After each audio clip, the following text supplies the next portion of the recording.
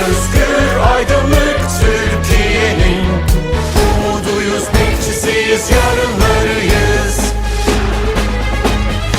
Emanetin eminelerde bizde ata, daha nice yüzlerce yıl izindeyiz biz. Cumhuriyeti sonsuzluğa taşıyacak Başkumandan Atatürk'ün gençleriyiz biz. Emanetin eminelerde bizde ata, daha nice yüzlerce yıl izindeyiz biz. Cumhuriyeti sonsuzluğa taşıyacak Başkumandan Atatürk'ün gençleriyiz biz.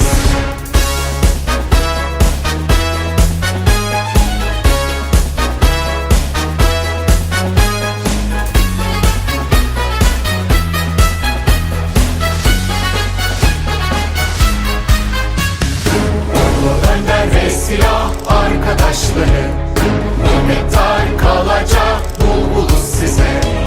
İstiklal ve kardeşlik olsun andımız, Cumhuriyetin aydınlık çocuklarıyız.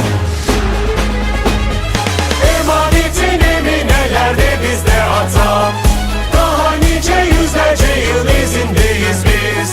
Cumhuriyeti sonsuzluğa taşıyacak Başkumandan Atatürk'ün gençleriyiz biz. Emanetin eminelerde bizde ata, daha nice yüzlerce yıl izindeyiz biz.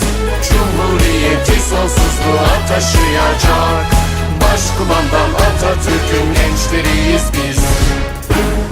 Yurdumuzu dünyanın en mahmur ve en medeni imametleri seviyesine çıkaracağız. Çünkü Türk milletinin karakteri yüksektir. Emanetin eminelerde bizde ata, daha nice yüzlerce yıl izindeyiz biz. Cumhuriyeti sonsuzluğa taşıyacak Başkumandan Atatürk'ün gençleriyiz biz. Emanetin eminelerde bizde ata, daha nice yüzlerce yıl izindeyiz biz.